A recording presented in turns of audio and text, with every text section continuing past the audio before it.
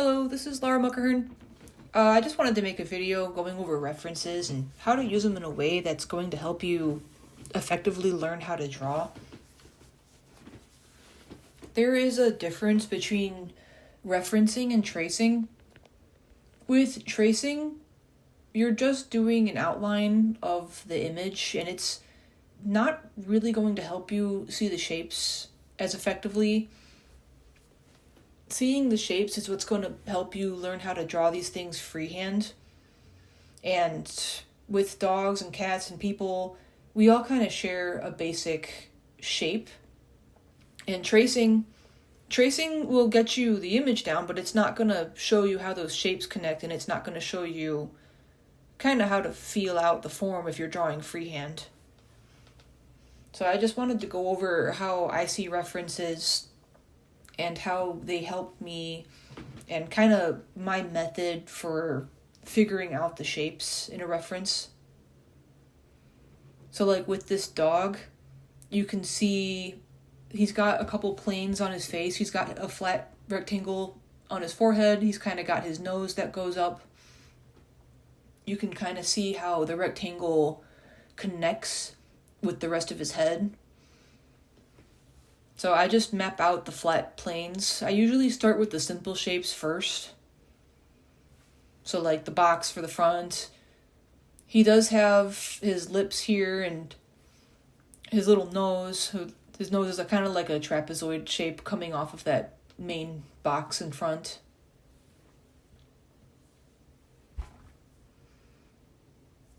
His lips and his jowly bits, they're a little more forgiving because they're not like a straight up plane. They're kind of like loose fabric hanging down from his face.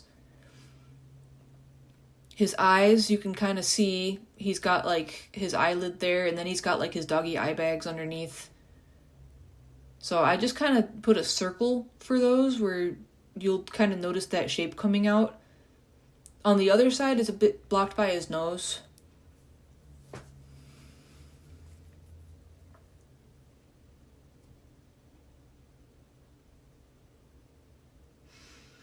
So you've got his eyelid, you've got his eyeball in there. Most dogs tend to have darker hair or darker skin kind of in the corner of their eyes. And you can map out that shape.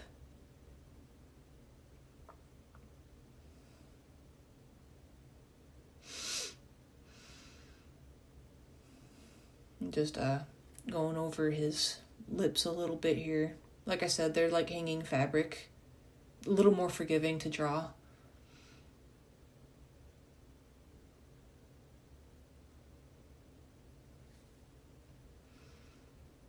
His ear is a rectangle. It's like, or not a rectangle, it's a basic triangle shape.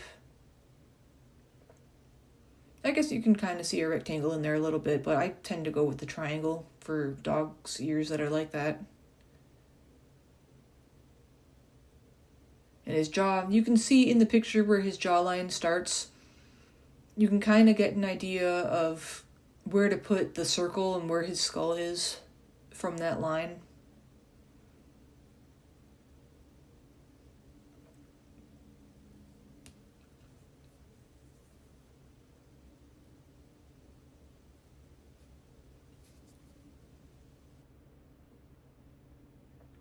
A lot of the times too, when I'm looking at these references, I will map out where the shadows are or where fur direction is, where there's significant changes in value, especially if I'm doing pet portraits.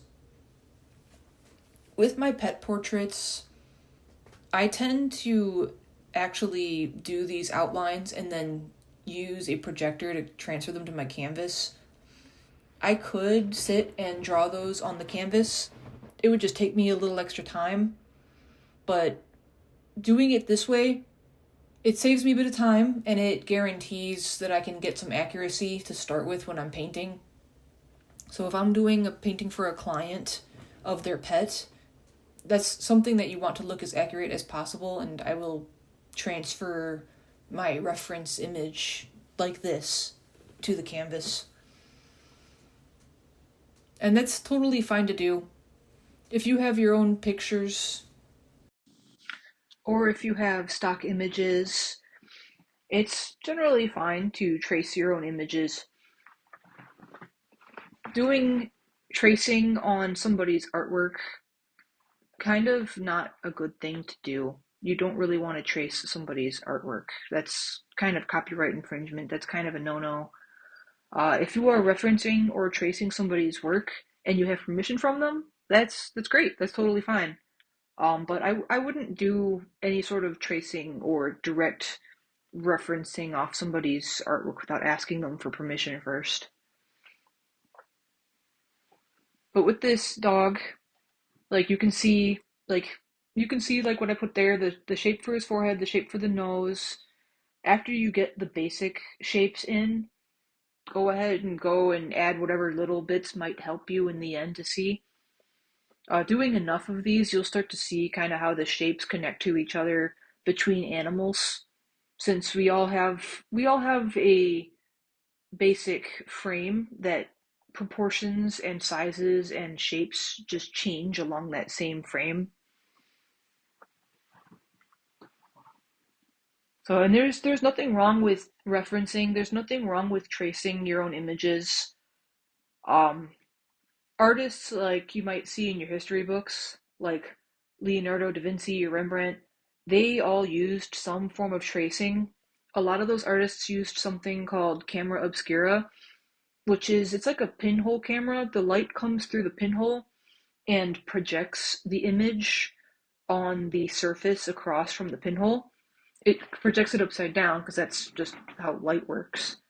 But they would trace on their canvases to get the most accurate forms possible in their drawings. So not all famous painters did all that freehand. A lot used the tracing method, and they definitely referenced to get that kind of definition in their paintings. But I'm just gonna go through this dog, and I have some other pictures pulled up, so I think I'll pull up another dog and do it again. This tracing and referencing, you can do this digitally with layers over images, or you can do it traditionally. You can do it with pencil and paper. You can print out your image on printer paper, print it at a lighter opacity, and go over it there.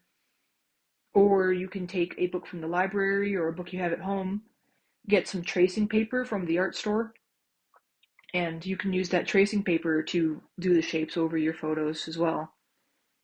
So there's no like limitations or anything to being able to do this to learn the shapes, traditional or digital. Like there's always a way to learn.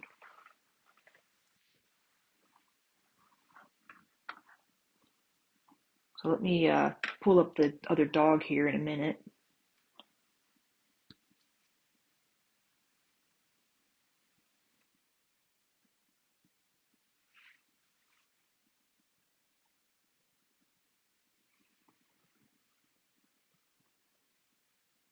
All right, here's another dog. I'll do it again with this dog and just find the basic shapes that are in there. So like the plane on his head and his nose. You can kind of see he has like a basic rectangular shape through his snout. He's got his little wrinklies kind of connecting his snout to the rest of his head. And then another rectangle for his jaw down there.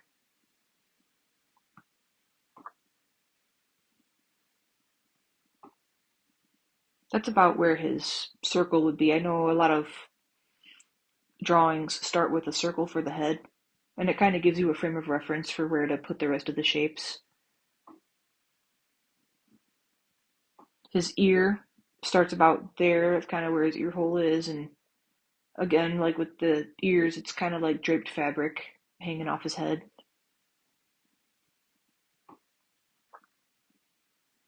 His chest there, it's you can see how it kind of sticks out. It's kind of a noticeable shape that sticks out from the rest of his body. So that's something that connects his torso and his neck. It's kind of like a midpoint. So you can just put the general shape of it. It's usually, you can use like a circle or an oval to kind of get just the placement of it. And he's got some details in his fur here. He's got like some wrinkles and some shadows.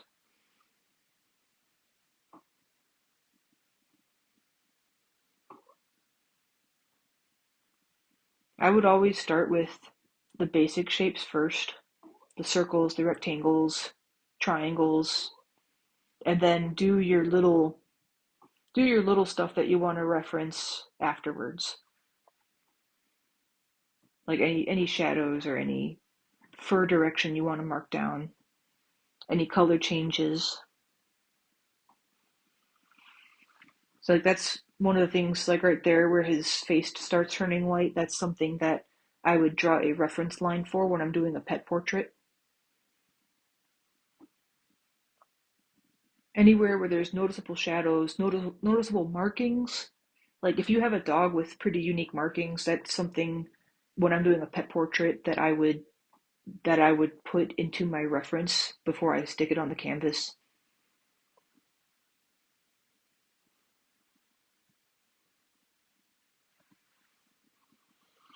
And that's kind of the gist of how I see references. I don't do this for everything because I can kind of do this with just my eyes now.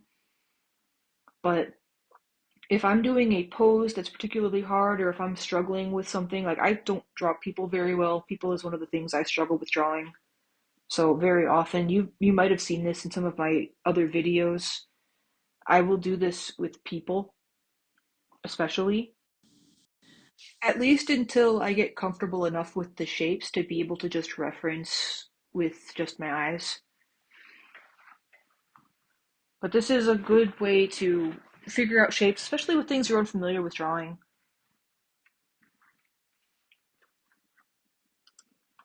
So I might do a few more videos like this of different animals, just so maybe if you want to, you can see me do it a few times and kind of see kind of how my brain picks out the shapes of this. And the shapes that I see versus the shapes you see might be different, and that's okay. But if there's anything specific you want me to cover or go over, just let me know. Or if you have any questions about how I paint, just let me know, and maybe I can make another video. All right, that's all I got. So thanks for watching. See you later.